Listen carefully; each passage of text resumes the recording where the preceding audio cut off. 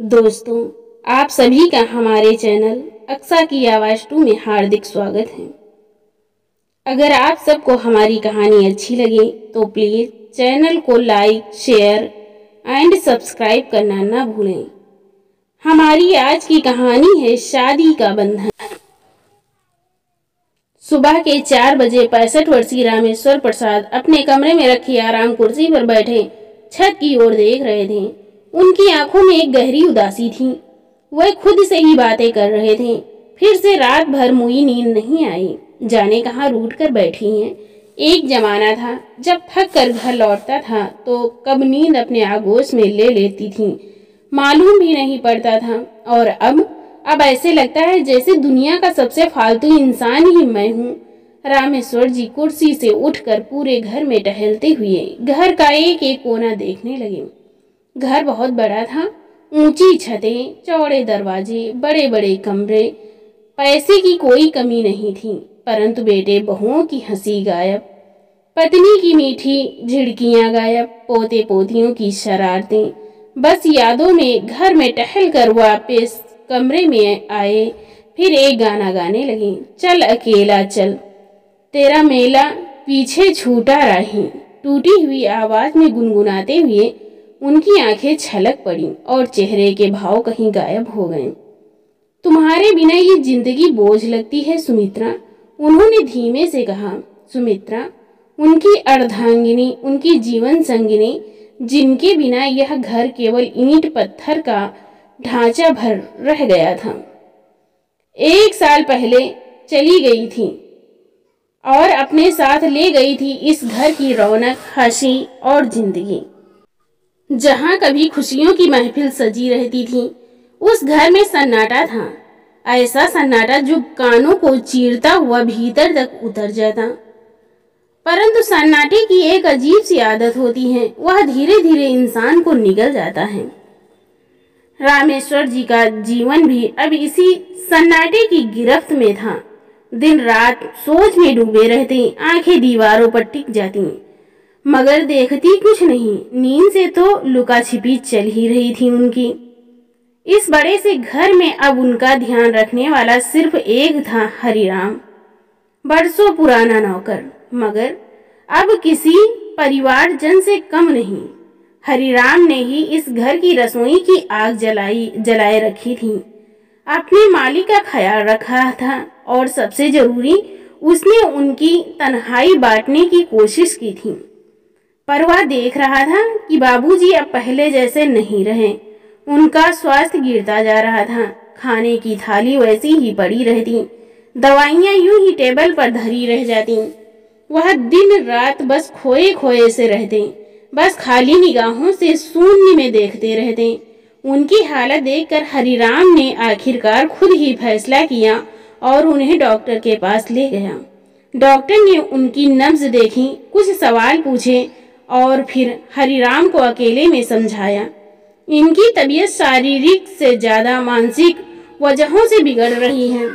अकेलापन सबसे बड़ी बीमारी होती है बेटा। इन्हें लोगों के बीच रहना चाहिए, बातचीत करनी चाहिए, हंसी मजाक करना चाहिए। ये जितना अकेले रहेंगे उतनी ही हालत बिगड़ती जाएगी। हरिराम समझ गया कि बीमारी की असली जड़ क्या है, तन्हाई।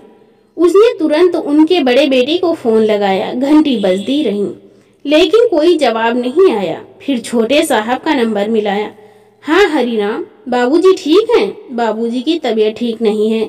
डॉक्टर ने कहा है कि उनका अकेला रहना ठीक नहीं है। आप लोग आ जाइए, कुछ दिन उनके साथ रह लीजिए या फिर उन्हें अपने साथ ले जाइए, शायद उनका मन बहल जाए। हाँ देखता हूँ, समय निकाल कर आता हूँ। छोटे बेटे की आवाज में कोई उत्सुकता नहीं थी। अगले कुछ दिन तक वह बार बार कोशिश करता रहा, लेकिन हर बार वही जवाब देखते हैं, समय निकाल कर आते हैं। लेकिन ना तो कोई आया, ना ही किसी ने फोन किया। हरिराम को समझ आ गया कि बाबूजी के बेटे अब उनके नहीं रहे। उसने बहुत सोचा, वह अकेली कितनी ही कोशिश कर ले, बाबूजी को वह खुशी नहीं दे सकता जो अपनों का साथ दे सकता था। फिर उसे डॉक्टर की बात याद आई, लोगों के बीच रहेंगे तो शायद अकेलापन कम हो जाए। उसी शाम हरिराम ने रामेश्वर जी के दोनों बेटों को फिर से फोन लगाया और डॉक्टर की कही बात उन्हें बताई। तो दोनों बेटों ने एक मत से फैसला लिया कि बाबूजी को वृद्धाश्रम भेज दिया जाए, क्योंकि वे दोनों तो उनकी देखभाल नहीं कर पाएंगे। हरिराम ने रामेश्वर जी के कुछ कपड़े बैग में रखे और उनके सामने आकर खड़ा हुआ। बाबूजी, तैयार हो जाइए, मैं आपको वृद्धाश्रम लेकर जा रहा हूँ। रामेश्वर बाबू ने चौंक कर उसकी ओर देखा। क्या कहा तुमने? हाँ बाबूजी, वहाँ आपके जैसे और भी लोग होंगे, आप सबसे मिलेंगे, बातें करेंगे, अपनी उदासी से बाहर आएंगे। लेकिन हरिराम, मेरे दोनों बेटे आने ही वाले होंगे मुझे लेने। उन्होंने कहा था कि कुछ समय बाद वो मुझे अपने साथ ले जाएंगे। ये बात सुनकर हरिराम ने झिझकते हुए कहा, वो बाबूजी, बड़े साहब और छोटे साहब ने मिलकर ही ये फैसला कर लिया है। रामेश्वर जी ने निराश होकर सिर झुका लिया। उनके पास कोई और रास्ता नहीं था। अगले दिन हरिराम उन्हें वृद्धाश्रम लेकर गया। कार की खिड़की से बाहर देखते हुए रामेश्वर को अपना घर दूर होता दिख रहा था। वह घर जिसमें उनकी पूरी जिंदगी बीती थी, वह लोग भी जो कभी उनके अपने हुआ करते थे, अब केवल नाम के ही रिश्ते रह गए थे। रामेश्वर प्रसाद की गाड़ी वृद्धाश्रम के मुख्य द्वार पर आकर रुकी। हरिराम ने कार का दरवाजा खोला। आइए बाबूजी। रामेश्वर प्रसाद गाड़ी से उतरे और चारों ओर नजर दौड़ाई। चार दीवारी से घिरा यह वृद्धाश्रम, जहां उनकी बाकी की जिंदगी कटने वाली थी, उन्हें किसी जेल से कम नहीं लग रहा था। भीतर कदम रखते ही उनके कानों में तरह तरह की आवाजें पड़ी। कोई अखबार में डूबा था, कोई यूं ही टहल रहा था, तो कोई बाहर गेट की ओर ताकते हुए जाने किसके लौटने की उम्मीद कर रहा था। क्या मैं भी इसी भीड़ का हिस्सा बनने जा रहा हूँ? उन्होंने खुद से ही सवाल किया। अभी वह इन सब विचारों में खोए ही थे कि धड़ाम अचानक वे किसी से टकरा गए और उनका सूटकेस जमीन पर गिर पड़ा। कपड़े बाहर आकर फर्श पर बिखर गए। अरे देख कर चलिए, रामेश्वर झुंझला कर बोले। सामने 60-62 वर्ष की एक बुजुर्ग महिला खड़ी थी। हल्के हरे रंग की साड़ी, चेहरे पर मुस्कान और साथ ही गजब का आत्मविश्वास। माफ कीजिएगा, वो मैं जल्दी में कहीं जा रही थी, इसलिए आपसे टकरा गई। रामेश्वर ने कोई जवाब नहीं दिया, बस कपड़े उठाकर जैसे तैसे सूटकेस में डाले और आगे बढ़ गए। हरिराम, जो उनके साथ आया था, वृद्धाश्रम के मैनेजर के पास बैठकर औपचारिकताएं पूरी करने में लग गया। कुछ देर बाद रामेश्वर बस इस नए संसार का हिस्सा बन चुके थे, लेकिन यह दुनिया उनके लिए अजनबी सी थी। पहली रात बड़ी मुश्किल से कटी। रात भर करवटें बदलते रहे। नींद कभी आंखों के पास आई भी तो यादों की आहट से वापस चली गई। उदास से वो अपने कमरे में ही बैठे रहते। 2 दिन ऐसे ही चलता रहा। आज भी खाना खाने के बाद वो कमरे में वापस लौट आए। अभी वह बिस्तर पर ही बैठे थे कि दरवाजे पर हल्की दस्तक हुई। अंदर आ सकते हैं? रामेश्वर ने नजर उठाई। वही महिला सामने खड़ी थी जो उनसे पहले दिन टकरा गई थी। महिला की बात का उन्होंने कोई जवाब नहीं दिया, बस नजरें फेर ली। महिला ने मुस्कुराते हुए खुद ही कुर्सी खींचकर बैठते हुए कहा, मैं शकुंतला। उस दिन हमारी टक्कर कुछ ज्यादा ही जोरदार हो गई थी ना। रामेश्वर अब भी चुप थे। हल्की हंसी के साथ उसने खुद ही बात आगे बढ़ाई। आपको मेरा अचानक इस तरह आना और बातें करना अटपटा लग रहा होगा, लेकिन क्या करूं, आदत से मजबूर हूं। मैं यहाँ केयरटेकर के तौर पर काम करती हूँ। सुबह से शाम तक मैं यहीं रहती हूँ। यहाँ रहने वाले लोगों का बीपी और शुगर चेक करना, उनकी सेहत का ध्यान रखना, बस यही मेरी दिनचर्या है। उस समय भी किसी मरीज को देखने जा रही थी, तभी आपसे टक्कर हो गई। रामेश्वर अभी चुप थे, लेकिन शकुंतला जी बोली, वैसे बहुत चुप से रहते हैं आप कुछ ज्यादा ही बोलती हैं। हाँ है ना, रामेश्वर ने तुरंत जवाब दिया। शकुंतला ने मजाकिया अंदाज में कहा, हाँ, और आपकी तरह गुस्से में रहने की आदत नहीं है। चलो फिर भी कुछ बोले तो सही। रामेश्वर की भौहें तन गईं।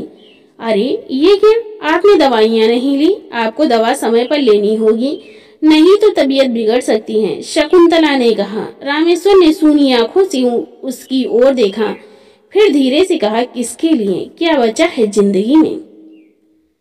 शकुंतला की हल्की मुस्कान के साथ बोली, आपके लिए। कभी कभी खुद के लिए भी जीना चाहिए। कहते हुए शकुंतला ने दवाइयाँ निकालकर उनके हाथ में थमाई और पानी दिया। फिर बोली, ये जीवन बहुत अनमोल है और छोटी सी तो जिंदगी है, इसलिए पुरानी बातों को भूलकर फिर से जीना शुरू कीजिए, मुस्कुराना शुरू कीजिए। तो झुंझलाते हुए रामेश्वर जी बोले, ये बातें करना बहुत आसान होता है, खास तौर पर जिसके जीवन में कोई परेशानियां न हो, वो ऐसे ही उपदेश देता है। लेकिन आप नहीं जानते कि मैंने अपने जीवन में क्या खोया है। शकुंतला ने गहरी सांस ली। यहाँ जितने लोग हैं, हर किसी ने कुछ ना कुछ खोया है। कोई अपनी जिंदगी भर की पूंजी छोड़कर आया है, कोई अपनी पहचान और कोई अपने अपनों को। रामेश्वर का चेहरा कठोर बना रहा, लेकिन उनकी आंखों में हल्की नमी तैरने लगी। शकुंतला ने उनकी चुप्पी तोड़ने की कोशिश करते हुए हल्के अंदाज में कहा, वैसे चाय पीते हैं? यहाँ की चाय बहुत अच्छी होती है। रामेश्वर ने पहली बार उनकी तरफ देखा। आप हर बात को हल्का क्यों बना देती हैं? शकुंतला जी मुस्कुरा दी, क्योंकि जिंदगी को बोझ बनाना समझदारी नहीं है। रामेश्वर जी के पास कोई जवाब नहीं था।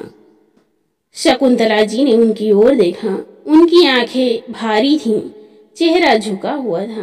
कुछ देर तक दोनों चुपचाप बैठे रहे। रामेश्वर जी की उंगलियां धीमे धीमे कुर्सी के हत्थे पर चढ़ रही थीं, जैसे वो किसी पुरानी सोच में उलझे हों। शकुंतला ने थोड़ा पास आकर कहा, अगर अपना दुख किसी से बांटा जाए तो मन हल्का हो जाता है। तो रामेश्वर जी ने अपने दिल का गुबार हल्का करना शुरू किया। मेरा घर कभी खुशियों से भरा था। मैं, मेरी पत्नी सुमित्रा और हमारे 2 बेटे सब एक साथ रहते थे। बड़े भाग्यशाली समझते थे हम खुद को कि हमें 2 लायक बेटे मिले हैं।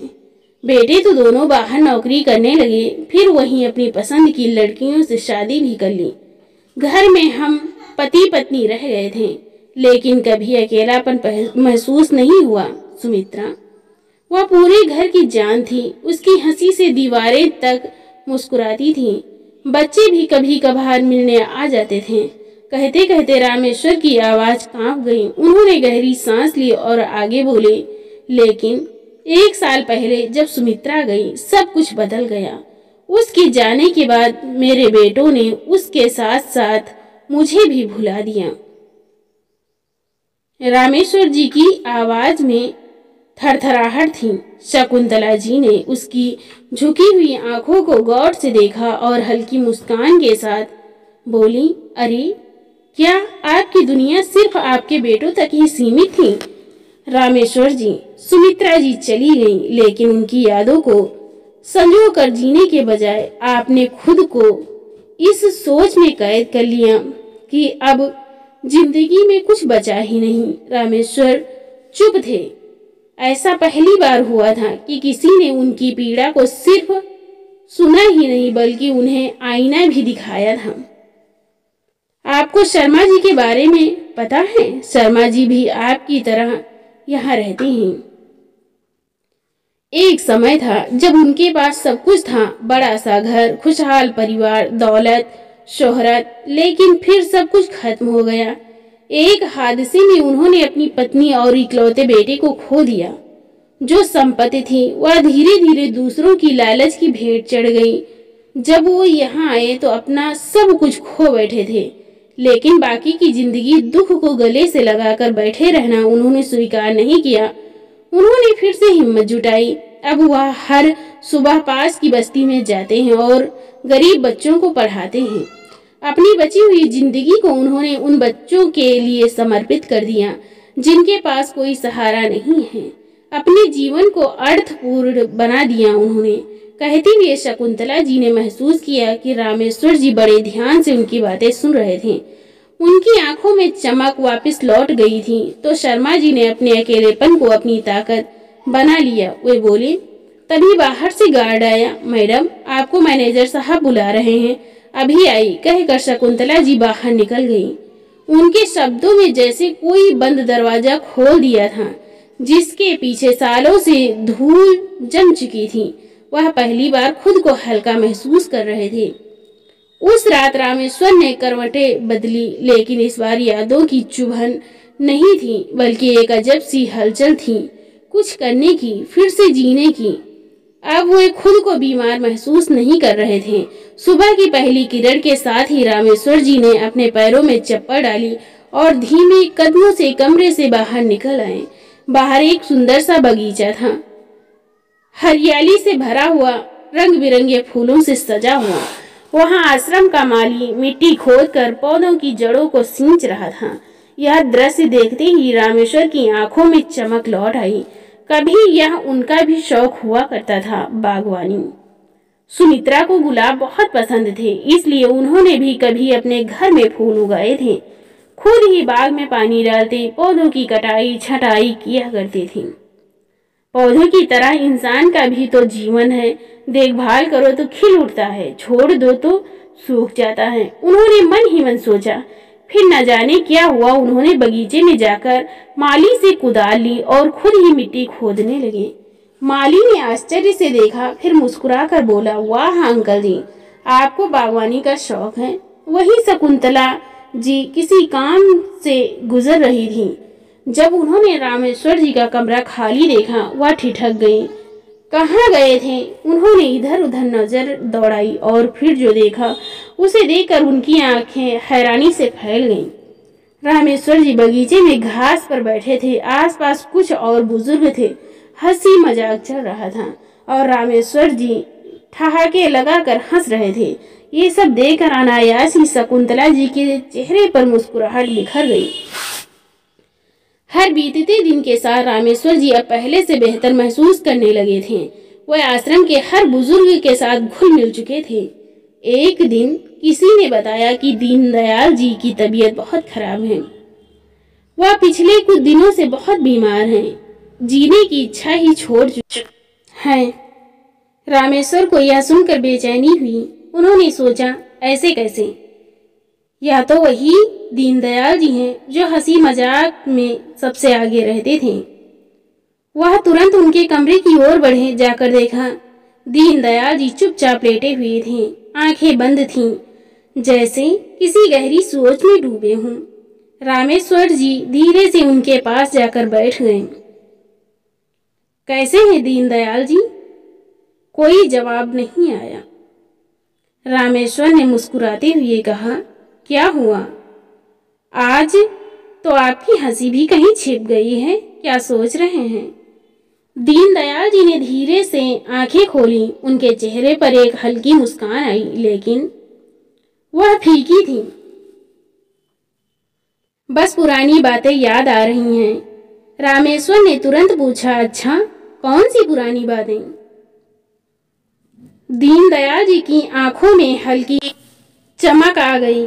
बस वो दिन याद आ गए जब हम जवान थे, मस्ती करते थे, सिनेमा हॉल में पहली कतार में बैठकर फिल्में देखते थे। रामेश्वर हंस पड़े। ओहो, तो आप भी सिनेमा के दीवाने थे? दीनदयाल जी थोड़े उत्साह में बोले। दीवाने क्या कहिए, बस पूछिए ही मत। अमिताभ बच्चन की हर फिल्म देखी है मैंने, उनका डायलॉग, स्टाइल, सब कुछ याद है। रामेश्वर मुस्कुरा रहे थे। यह पहली बार था जब दीनदयाल जी ने इतने दिनों बाद कुछ उत्साह के साथ बातें की थीं। फिर दीनदयाल जी अचानक जोश में बोले, शोले, वो मेरी सबसे पसंदीदा फिल्म थी। गब्बर सिंह, जय वीरू, बसंती, क्या फिल्म थी! कितनी बार देखी थी मैंने, काश एक बार फिर देख सकता। इतना कहते कहते उनकी आंखों में नमी आ गई। रामेश्वर ने उन्हें चुपचाप देखा और मन ही मन सोचा, अगर उनकी ये ख्वाहिश पूरी कर दी जाए तो कैसा रहेगा।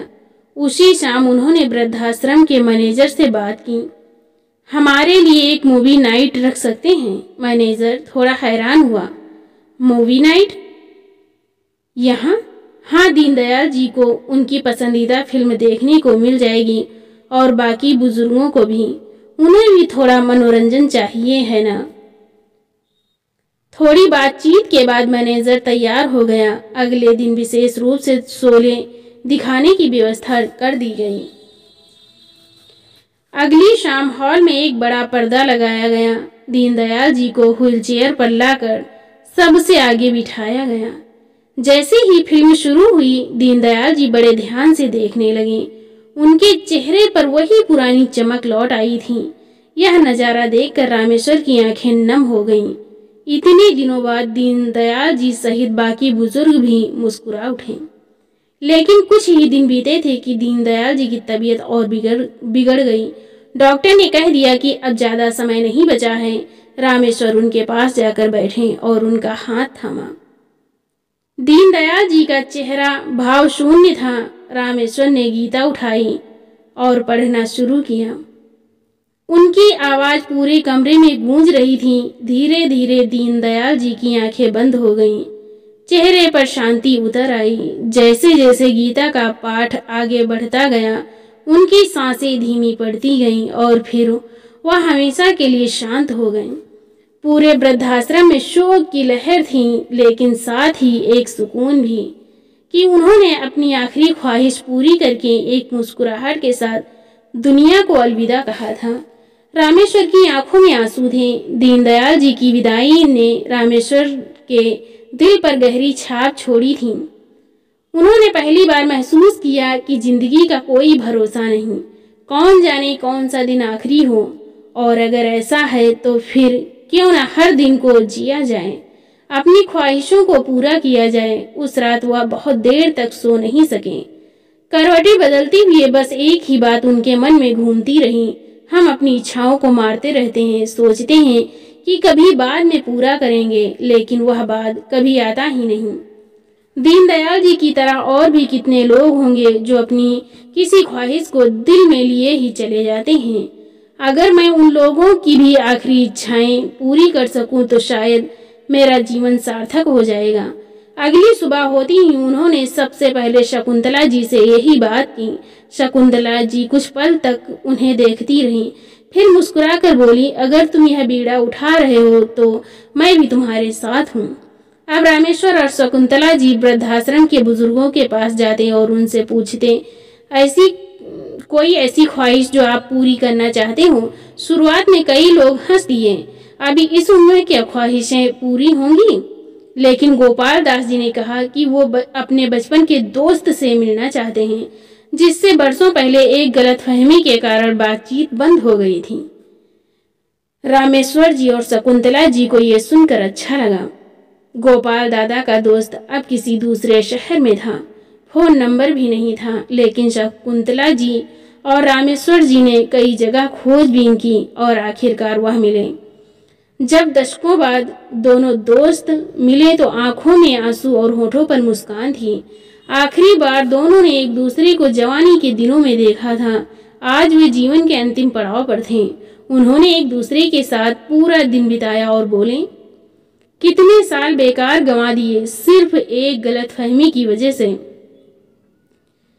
कब से दिल में इच्छा थी कि अपने जिगरी यार से मिलने की, अब जाकर पूरी हुई। वे दोनों दिल से रामेश्वर जी और शकुंतला जी को धन्यवाद देने लगे। अब रामेश्वर जी का जीवन एक नई राह पर चल पड़ा था।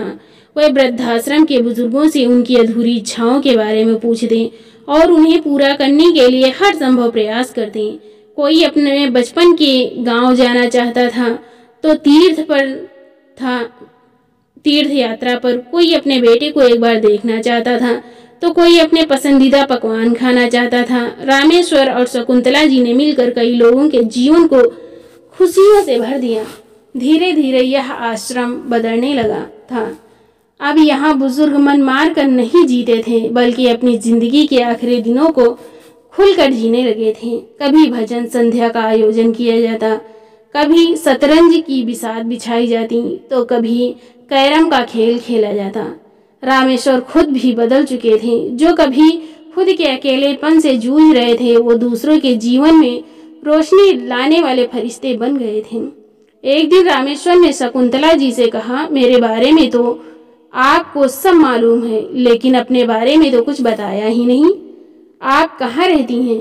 परिवार में कौन कौन है? तो शकुंतला जी ने बताया, पति की 20 वर्ष पहले ही मृत्यु हो गई थी। एक बेटा है जो शादीशुदा है। पहले नर्स के तौर पर नौकरी करती थी, अब रिटायर हो गई तो वृद्धाश्रम के लोगों की सेवा करना शुरू कर दिया। दूसरों के चेहरों पर खुशी देखकर खुशी मिलती है मुझे। दोनों अक्सर आश्रम के काम से साथ ही बाहर जाते। ये साथ शायद अब उनकी जरूरत भी बन चुका था। रामेश्वर ने कई बार महसूस किया था कि शकुंतला बिना कहे ही उनकी हर बात समझ जाती हैं। उनके मन की उलझनों को वह बिना बोले ही पढ़ लेती। और अजीब बात यह थी कि शकुंतला भी यही महसूस करती थी। उन्हें भी यह साथ अब सहज और अपना लगने लगा था। वृद्धाश्रम में दोनों घंटों बातें करते, हंसते, पुराने दिनों की यादें साझा करते। ऐसा लगता जैसे जीवन के इस मोड़ पर दोनों को एक नया सहारा मिल गया हो। लेकिन उस दिन माहौल कुछ अलग था। रामेश्वर जी सामान्य दिनों की तरह हंसमुख नहीं थे। उनके चेहरे पर एक संजीदगी थी और बार बार वो कुछ कहने की कोशिश करते, फिर खुद को रोक लेते। शकुंतला जी ने भाप लिया, क्या हुआ रामेश्वर जी, आज बहुत गुमसुम लग रहे हैं? शकुंतला जी, हम दोनों ही अकेले हैं। इस उम्र में सहारे की सबसे ज्यादा जरूरत होती है। क्या आपने कभी सोचा है कि अगर हम साथ हो जाएं तो जिंदगी कितनी आसान हो जाएगी? रामेश्वर जी, आप क्या कह रहे हैं? उन्होंने हड़बड़ा कर पूछा। रामेश्वर जी ने कहा, शकुंतला जी, मैं चाहता हूं कि इस रिश्ते का कोई नाम हो, एक दूसरे का सहारा बने, इसी समाज में इज्जत के साथ रहें। शकुंतला जी अवाक रह गईं। उन्हें लगा जैसे किसी ने उनके अंदर एक तूफान खड़ा कर दिया हो। रामेश्वर जी, हम बच्चे नहीं हैं जो यूं नए रिश्तों की कल्पनाएं करने लगे। यह उम्र अब इन सब बातों के लिए नहीं है। वैसे भी अपनापन जताने के लिए कोई रिश्ता जरूरी तो नहीं, लेकिन समाज में रहने के लिए नहीं। रामेश्वर जी, ये बातें हमारे उम्र में शोभा नहीं देती। अगर आपको ये बातें करनी है तो मैं कल से नहीं आऊंगी। कुछ देर तक शकुंतला जी और रामेश्वर जी के बीच कोई बात नहीं हुई। चुप्पी के लंबे साये के बीच रामेश्वर जी ने गहरी सांस ली। मुझे माफ कर दीजिए शकुंतला जी, शायद मैंने कुछ ऐसा कह दिया जो आपको पसंद नहीं आया। आप बेफिक्र रहें, हम पहले की तरह ही मित्र बने रहेंगे। हाँ रामेश्वर जी, हमारे बीच जो अपनापन है उसे किसी रिश्ते का नाम देने की जरूरत नहीं। शकुंतला जी मुस्कुराईं। अगले दिन रामेश्वर जी के मन में अजीब सी हलचल थी। वृद्धाश्रम में बिताए इन 6 महीनों में ऐसा पहली बार हुआ था कि शकुंतला जी वृद्धाश्रम नहीं आई थी। शायद कोई काम होगा, उन्होंने मन ही मन स्वयं को तसल्ली देते हुए कहा। लेकिन अगले दिन भी वो अनुपस्थित रहीं। आश्रम में उनकी उपस्थिति एक ऊर्जा की तरह थी। हर जगह उनकी हंसी गूंजती थी, उनकी डांट में भी स्नेह झलकता था। अब उनकी गैर मौजूदगी ने पूरे माहौल को सूना कर दिया था और सबसे ज्यादा यह खालीपन रामेश्वर जी को महसूस हो रहा था। वो दिन भर उनके आने का इंतजार करते, लेकिन हर बीतते दिन के साथ उनके भीतर की आत्मग्लानि और बढ़ती जा रही थी। आखिरकार एक दिन उन्होंने आश्रम के मैनेजर से पूछा, लेकिन उसे भी कोई जानकारी नहीं थी। शकुंतला जी का फोन भी नहीं लग रहा था। कोई तो बात है। उन्होंने मैनेजर से शकुंतला जी का पता लिया और खुद उनके घर जाने का फैसला किया। शाम का वक्त था। रामेश्वर जी ऑटो से शकुंतला जी के घर के बाहर पहुंचे। घर ज्यादा बड़ा नहीं था। उन्होंने धीरे से दरवाजे पर दस्तक दी, लेकिन कोई नहीं आया। फिर सोचने लगे कि गेट पर ताला नहीं है, इसका मतलब कोई अंदर है। उन्होंने फिर कोशिश की। फिर अंदर से दरवाजा खुला और सामने शकुंतला जी थी, मगर वो वैसी नहीं लग रही थी जैसी आश्रम में दिखती थी। उनका चेहरा उतरा हुआ था और चाल भी धीमी थी। अरे रामेश्वर जी, आप यहाँ? उनकी आवाज़ में हैरानी थी। शकुंतला जी, आप कहाँ थी? पूरे 1 हफ्ते से आपको देखा नहीं, फ़ोन भी नहीं उठाया आपने। सब लोग परेशान थे। आप ठीक तो हैं?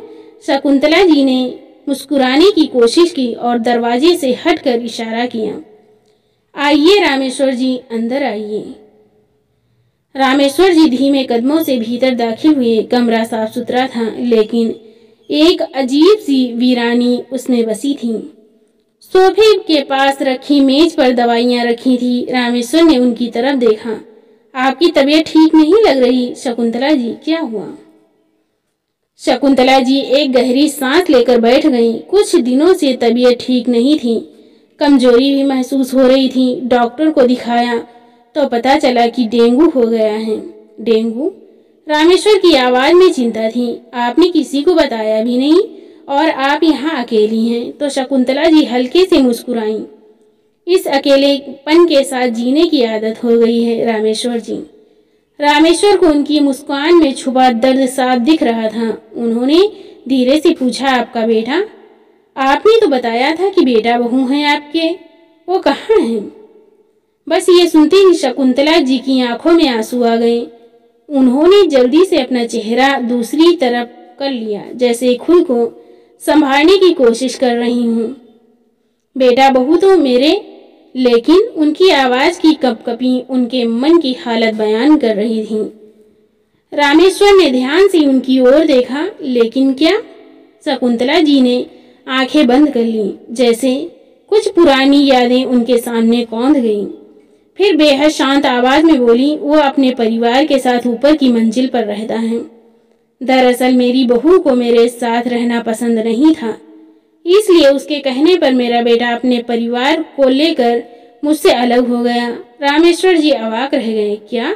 जी हाँ, जिसके लिए पूरी जिंदगी मेहनत की, उसे अपनी पत्नी के बहकावे में आकर मुझे अकेला छोड़ने में जरा भी देर नहीं लगी। अब तो बस आते जाते कभी कभार मुलाकात हो जाती है। कमरे में कुछ देर तक बस घड़ी की टिक टिक सुनाई देती रही। रामेश्वर ने खुद से कहा, इतनी जिंदा दिल महिला और इतनी अकेली। मैं सोचता था कि सिर्फ मैं ही अपने अकेलेपन से जूझ रहा हूँ, लेकिन शकुंतला जी तो, इनके मुस्कान के पीछे कितना दर्द छुपा था, ये मैं कभी समझ ही नहीं पाया। रामेश्वर ने उनकी ओर देखा। आपने दवाइयाँ ली? शकुंतला जी ने ना में सिर हिला दिया। रामेश्वर को जाने क्यों यह सुनकर बहुत तकलीफ हुई। मैं जानता था आश्रम में सबकी दवाइयों का ध्यान रखती हूँ, लेकिन अपने लिए लापरवाही बरत रही हूँ। थोड़ा रुक कर बोले, खाना भी नहीं खाया होगा ना, है ना? शकुंतला जी ने कुछ जवाब नहीं दिया, बस हल्का सा मुस्कुरा दी। रामेश्वर जी ने इधर उधर देखा और अचानक बोले, ठीक है, पहले मैं आपके लिए खाना बनाकर लाता हूँ। शकुंतला जी ने चौंक कर उनकी ओर देखा। अरे नहीं, रहने दीजिए, भूख नहीं है मुझे। लेकिन मुझे तो भूख लगी है, वो भी जोरों की। अब मैं खाना बनाने जा रहा हूँ और हम साथ में खाएंगे। कहते हुए रामेश्वर जी उठकर किचन की तरफ बढ़ गए। रामेश्वर जी ने जल्दी जल्दी दलिया बनाया और 2 कटोरियों में डालकर बाहर आने लगे तो शकुंतला जी की हंसी छूट गई। आपको रसोई में देखकर अजीब लग रहा है। रामेश्वर जी ने हंसते हुए कटोरी उनकी ओर बढ़ाई। जिंदगी में पहली बार किसी के लिए खाना बनाया है, पता नहीं कैसा बना है, पर खाकर बताइएगा। शकुंतला जी ने 1 चम्मच दलिया लिया और मुस्कुराई। सच कहूँ तो बहुत अच्छा लगा। जाने कितने दिनों बाद किसी ने अपने हाथ से मेरे लिए कुछ बनाया है। दोनों धीरे धीरे बातें करते हुए खाना खाने लगे। शकुंतला जी के चेहरे पर तसल्ली देखकर रामेश्वर जी को सुकून मिल रहा था। अगले 2-3 दिन ऐसे ही बीत गए। रामेश्वर जी हर रोज थोड़ी देर के लिए शकुंतला जी का हाल चाल पूछने आ जाते। कभी उनके लिए फल लाते, कभी घर के काम में मदद कर देते। उस दिन भी रामेश्वर जी शकुंतला जी का हाल चाल पूछकर लौट रहे थे कि ऊपर की मंजिल से किसी ने उन्हें जाते हुए देख लिया। शकुंतला जी भी अंदर जाकर लेटी ही थी कि एक कड़कती आवाज उनकी कानों में पड़ी। ये सब क्या चल रहा है माँ? शकुंतला जी चौंक गईं। सामने उनका बेटा और बहू खड़े थे। बेटे का चेहरा गुस्से से तमतमाया हुआ था। शकुंतला जी हैरानी से बोली, क्या हुआ? तुम इतने गुस्से में क्यों हो? वाह, पूछ तो ऐसे रही हो जैसे कुछ मालूम ही नहीं। कौन है वो आदमी? क्यों आता है वो रोज यहाँ? क्या रिश्ता है तुम्हारा उससे? शकुंतला जी स्तब्ध रह गईं। बहू भी आग में घी डालते हुए बोली, मुझे तो दाल में कुछ काला नजर आता है। शकुंतला जी का सिर अब चकराने लगा था। जैसे तैसे उन्होंने खुद को संभाला और बोली, क्या बकवास कर रहे हो? शर्म आनी चाहिए तुम लोगों को। जिसके बारे में तुम इस तरह की बातें कर रहे हो वो सिर्फ मेरे दोस्त मित्र हैं। वो उसी वृद्धाश्रम में रहते हैं जहां मैं बीमार लोगों की सेवा करने जाती हूँ। इंसानियत के नाते वे मेरा हाल चाल लेने आते हैं। बेटा झुंझला कर बोला, अच्छा, आप तो 2 सालों में उस वृद्धाश्रम में जा रही हैं। आज तक तो कोई इस तरह घर तक नहीं आया। ऐसी कौन सी बातें करनी थी आप लोगों को जो सबके सामने नहीं हो सकती थी? क्या मतलब तुम्हारा? तुम होश में तो हो? मैंने आखिर ऐसा क्या कर दिया जो तुम इतनी बातें सुना रहे हो मुझे? बस रहने दीजिए माँ, अब और तमाशा मत बनाइए। पहले भी मोहल्ले वाले न जाने हमारे बारे में क्या क्या बातें कर रहे होंगे। अब और कोई बहस नहीं होगी। आगे से वो आदमी यहाँ नहीं दिखना चाहिए। और आज के बाद आप भी अब वृद्धाश्रम जाने का ख्याल छोड़ दीजिए। उम्र हो गई है लेकिन घूमने फिरने का शौक अभी तक पूरा नहीं हुआ आपका। कहती हुई उनका बेटा और बहू ऊपर चले गए। शकुंतला जी की आंखों में आंसू थे। कुछ पल वैसे ही खड़ी रहीं। समझ नहीं पा रही थी कि कैसे समझाए अपने बेटे को कि इंसानियत नाम की चीज भी इस दुनिया में होती है। उनके भीतर एक भयानक उथल पुथल चल रही थी। एक मन कहता शायद बेटे को बात मान लेनी चाहिए। अगर उन्हें ऐसा लगता है कि मैं कुछ गलत कर रही हूँ तो मुझे यहीं रुक जाना चाहिए। फिर दूसरा मन कहता, लेकिन मैंने ऐसा किया ही क्या? अगर मैं किसी के साथ 2 पल बैठकर बातें कर लेती हूँ, वृद्धाश्रम चली जाती हूँ, कुछ बेसहारा बुजुर्गों को अपनी सेवा से थोड़ा सुकून देने की कोशिश करती हूँ, तो क्या मैं गलत हूँ? उन्होंने अपना सिर पकड़ लिया। सोचते सोचते मन इतना बेचैन हो गया था कि सांस तक लेना भारी लग रहा था। ना तो उन्होंने आज रात का खाना खाया, न ही दवा ली। अगले दिन सुबह जब नींद खुली तो तेज बुखार था। कमजोरी महसूस हो रही थी। देखा तो बुखार की दवा भी खत्म हो चुकी थी। वह भारी कदमों से चलकर बाहर निकली और बेटे बहू को आवाज लगाई, लेकिन कोई जवाब नहीं आया। तो अंदर आकर बिस्तर पर निढाल सी होकर लेटी रहीं। अचानक दरवाजे पर हल्की सी आहट हुई। पोते ने झिझकते हुए अंदर झांका। दादी की हालत देखकर उसका मासूम मन घबरा गया। दादी, उसने धीरे से पुकारा, बेटा पानी। उन्होंने कहा। पोते ने जल्दी से किचन से पानी लाकर उनके कांपते हाथों में थमाया। बेटा, अपने पापा को बुलाओ तो जरा। ठीक है दादी, मैं मम्मी पापा को बुला कर लाता हूँ। कहते हुए वो दौड़ कर गया। पापा, दादी बहुत बीमार हैं, आपको बुला रही हैं। लेकिन उसने बेटे की बात पर कोई खास ध्यान नहीं दिया। माँ का हालचाल पूछे बिना ऑफिस के लिए निकल गया। मम्मी, दादी को देखो ना, बच्चे ने फिर से कहा। तुम चुपचाप पढ़ाई करो, कुछ ज्यादा ही बोलने लगे हो, माँ ने बेरुखी से कहा और दरवाजे की कुंडी लगा दी।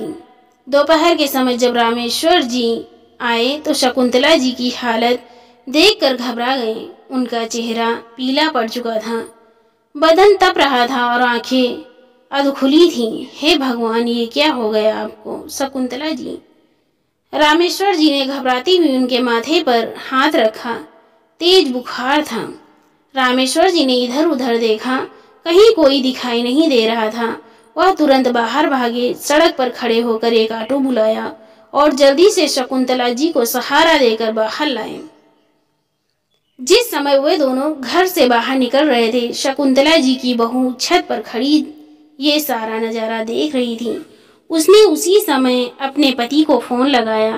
आपकी माँ फिर से निकल गई हैं घर से, और वो भी उसी आदमी के साथ। क्या उनकी इतनी हिम्मत? मेरे मना करने के बावजूद भी? आ जाने दो उन्हें घर, गुस्से से कांपते हुए बोला। उधर करीब 3-4 घंटे के बाद शकुंतला जी की हालत बेहतर हुई। रामेश्वर जी उनके पास बैठे थे। शाम ढल रही थी। अस्पताल में बिस्तर पर लेटी शकुंतला जी ने कहा, रामेश्वर जी, मुझे एक बार फिर वृद्धाश्रम जाना है। वहां जाकर मन को शांति मिलती है। ठीक है, मैं आपको वहां ले चलता हूँ। वृद्धाश्रम जाने को का सोचते ही शकुंतला जी उत्साहित हो रही थी। वहां जाने से वे घर के घुटन भरे माहौल से कुछ पल के लिए मुक्त हो पाएंगी। रामेश्वर जी ने अस्पताल से छुट्टी करवाई और उन्हें लेकर वृद्धाश्रम की ओर चल पड़े। उधर घर पर उनके बेटे का गुस्सा उबल रहा था, लेकिन बहुत देर हो गई थी। शकुंतला जी अब तक घर नहीं लौटी थी, तो वो समझ गया था कि उसकी माँ कहाँ होंगी। शकुंतला जी और रामेश्वर जी वृद्धाश्रम के दरवाजे तक पहुंचे ही थे कि पीछे एक कार आकर रुकी। उसमें बैठे उनके बेटे और बहू ने देखा कि वे दोनों ऑटो से उतर रहे थे और एक दूसरे का हाथ पकड़कर धीरे धीरे वृद्धाश्रम के भीतर जा रहे थे। बेटी की मुट्ठियां कस गईं, चेहरा गुस्से से लाल हो गया। देखा, मैंने कहा था ना कि दाल में कुछ काला है। अब तो खुलेआम इस आदमी के साथ घूम रही है आपकी माँ, बहू बोली। इधर वृद्धाश्रम के दरवाजे से अंदर जाते ही शकुंतला जी के चेहरे पर सुकून छा गया। वहां मौजूद वृद्धजन उन्हें देखकर खिल उठे। ऐसा लग रहा था जैसे वे अपने लोगों के बीच लौट आई हों। अब तक जो कमजोरी वो महसूस कर रही थी, वो मानो यहीं आते ही कहीं गायब हो गई। अरे शकुंतला जी, कैसी हैं आप? आपके बिना आश्रम सूना सूना लग रहा था। सब ओर से ऐसी ही आवाजें गूंज रही थी। चारों तरफ अपनापन था। किसी ने कुर्सी खींच कर दी, कोई पानी का गिलास लेकर आ गया। कुछ वृद्ध महिलाएं पास बैठ गईं और हंसी मजाक का दौर चल पड़ा। शकुंतला जी कितने दिनों बाद आज खुलकर हंसी थी, लेकिन तभी हॉल की हलचल अचानक थम गई। सबकी नजरें दरवाजे की ओर टिक गईं। दरवाजे पर शकुंतला जी का बेटा और बहू खड़े थे। उनके साथ 6 साल का बच्चा भी था। बेटे की आंखों में गुस्सा और बहू के चेहरे पर हिराकत थी। अब यही सब बाकी रह गया था करने को। हमारे मुंह पर काली पोतने में कोई कसर नहीं छोड़ी, बेटे ने कहा। शकुंतला जी तुरंत उठकर उनके पास आई। ये कैसी बातें कर रहे हो तुम सब लोगों के सामने? कुछ तो शर्म करो। शर्म तो आपको आनी चाहिए, बहू ने तीखी आवाज में कहा। दोपहर में आप बीमारी का बहाना बनाकर निकली थी और अब यहाँ बैठकर हंसी ठिठोली हो रही है। वैसे इतनी देर कहाँ गई थी आप इस आदमी के साथ? हॉल में सन्नाटा छा गया। सभी वृद्धाश्रम के सदस्य स्तब्ध थे। शकुंतला जी को तो जैसे अपनी बहू के शब्दों पर यकीन ही नहीं हुआ। अपनी हद में रहो बहू। मुझे बहुत तेज बुखार था, मेरी हालत बहुत ज़्यादा खराब थी, दवा भी नहीं थी। रामेश्वर जी समय पर आ गए और अस्पताल लेकर गए मुझे, तब जाकर सांस में सांस आई, वरना ना जाने क्या होता। ओह, तो अब ये आपकी देखभाल करने आएंगे? बेटे के व्यंग से कहा। हम यहाँ मर गए थे क्या? ये सुनकर रामेश्वर जी आगे बढ़े और ऊंची आवाज में बोले, मर तो नहीं गए थे, लेकिन जब उन्हें जरूरत थी तब तुम थे कहाँ? बेटा उनकी तरफ घुमा, आंखों में आग थी। आपको हमारे बीच बोलने की कोई जरूरत नहीं, ये हमारा पारिवारिक मामला है। पारिवारिक मामला? रामेश्वर जी ने एक ठंडी हंसी। जहाँ माँ की तबीयत इतनी खराब हो और बेटा बहू खबर तक न ले, उसे परिवार कहती हूँ? बेटी की आंखों में गुस्सा भरा था। मैं कहता हूँ अपना मुंह बंद रखिए, वरना क्या गलत कहा उन्होंने? शकुंतला जी भी तेज आवाज में बोली। तो बहू ने कहा, हद हो गई अब तो। मुझे तो ये समझ नहीं आता कि आप दोनों का रिश्ता क्या है, एक दूसरे के साथ, जो एक शब्द भी एक दूसरे के खिलाफ नहीं सुन सकते। शकुंतला जी ने अपनी आंखें बंद कर ली। मन मस्तिष्क में बहुत कुछ चल रहा था। फिर धीरे से आंखें खोली और अपने बेटे बहू की ओर देखा। इस सवाल का जवाब भी तुम्हें दे देती हूँ, कहते हुए वो पीछे की ओर मुड़ी, रामेश्वर जी की ओर देखा और बोली, रामेश्वर जी, मैंने अपनी पूरी जिंदगी अपने बेटे का जीवन संवारने में लगा दी, अपनी हर खुशी कुर्बान कर दी, अपनी ज़रूरतें, अपनी इच्छाएं, सब कुछ अकेली माँ होते हुए भी संघर्ष करते हुए जीवन बिताया, परंतु बेटी को कोई कमी नहीं आने दी। लेकिन बदले में मुझे क्या मिला? अपमान और घृणा। अब मुझे एहसास हो गया कि मैंने अपनी जिंदगी गलत सोच के साथ गुजार दी। आज मैं स्वयं के लिए एक निर्णय लेने जा रही हूँ। उनकी आवाज़ दृढ़ थी। उन्होंने गहरी सांस ली और रामेश्वर जी की आंखों में देखा। रामेश्वर जी, क्या आप मुझसे शादी करेंगे? एक पल के लिए जैसे सारा हाल सन्नाटे में डूब गया। रामेश्वर जी अवाक रह गए। उनकी आंखों में हैरानी थी। बेटा और बहू के दिल में जैसे खलबली मच गई। ये क्या कह रही हैं माँ? बेटे ने गुस्से में चीख कर कहा, इस उम्र में शादी? थोड़ी शर्म करो, लोग क्या कहेंगे? शकुंतला जी ने पहली बार एक तीखी मुस्कान के साथ बेटे की ओर देखा और बोली, बेटा, जितनी चिंता लोगों की कर रहे हो उतनी चिंता तुम्हें अपनी माँ की करनी चाहिए थी। मैं केवल इतना जानती हूँ कि मुझे रामेश्वर जी का साथ पसंद है और उन्हें मेरा साथ, लेकिन मुझे ये भी मालूम है कि अगर इस रिश्ते को नाम दे दिया गया तो लोग इसे तरह तरह की उपाधियाँ देंगे। जब अपने बेटा बहू ने नहीं छोड़ा तो लोग क्या छोड़ेंगे? रामेश्वर जी अब भी कुछ बोल नहीं पाए थे। शकुंतला जी ने उनकी तरफ देखा और कहा, रामेश्वर जी, मैंने आपको इतने दिनों में बहुत करीब से देखा है, आपकी अच्छाई को महसूस किया है। आप मेरे सुख दुख के साथी बन सकते हैं। क्या आप मुझे स्वीकार करेंगे? रामेश्वर जी ने भी मुस्कुराते हुए उनका हाथ थाम लिया। बहुत खूब, बिल्कुल सही फैसला लिया आप दोनों ने। मुझे फक्र है कि आप लोग अपने लिए खड़े हुए हैं। वहां खड़े वृद्धाश्रम के मैनेजर ने कहा। बेटा और बहू के चेहरे से जैसे हवाइयां उड़ गईं। माँ, आपने कोई कसर नहीं छोड़ी हमारी इज्जत उछालने में। उसकी आवाज पूरे हॉल में गूंज गई। लेकिन तभी वृद्धाश्रम में रहने वाली सबसे बुजुर्ग अम्मा, जो हमेशा चुपचाप बैठी रहती थी, धीरे धीरे अपने लाठी टेकती हुई आगे आई। चेहरा झुर्रियों से भरा था, लेकिन आंखों में अनुभव और समझदारी की गहराई थी। अम्मा की आवाज गूंजी, बेटा, किस इज्जत की बात कर रहे हो तुम? जो माँ की जीते जी उसे छोड़ दे वो इज्जतदार कहलाएगा? बेटा, सब पका गया। उसने अम्मा की ओर देखा, लेकिन उनके तेज शब्दों ने जैसे उसकी जुबान हिला दी थी। उनकी आंखों में नमी थी। जब तुम्हारी माँ को प्यार और सम्मान चाहिए था तब तुमने उन्हें दिया क्या? ताने, अकेलापन, उपेक्षा। और अब जब उन्होंने अपने लिए जीने का फैसला किया तो तुम्हें समाज याद आ गया। एक बात याद रखना बेटा, खुश रहने का अधिकार उम्र का मोहताज नहीं होता। वृद्धाश्रम में रहने वाले बाकी बुजुर्ग भी अब उनके आसपास खड़े हो गए थे। सबकी आंखों में समर्थन की चमक थी। तुम क्या चाहती हो बेटे?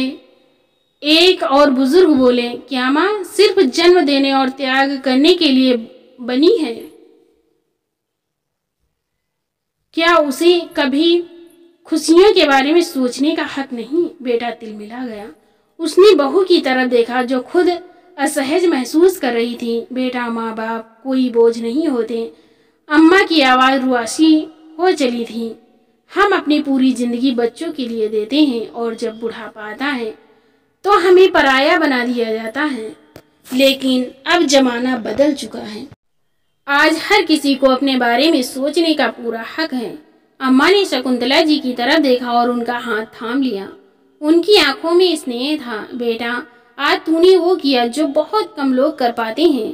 तू अकेली नहीं है, हम सब तेरे साथ हैं। वृद्धाश्रम के सभी लोग एक मुस्कान के साथ अम्मा की बात का समर्थन करने लगे और पूरा वृद्धाश्रम तालियों की गड़गड़ाहट से गूंज उठा। शकुंतला जी का पोता जो वहीं खड़ा ये सब सुन रहा था, बड़ी मासूमियत से बोला, सच्ची मेरी दादी की शादी होगी, मैं भी आऊँगा दादी की शादी में।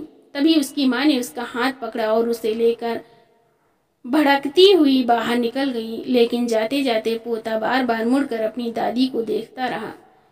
बेटा भी गुस्से में पैर पटकता हुआ चला गया। रामेश्वर जी और शकुंतला जी ने एक दूसरे को देखा।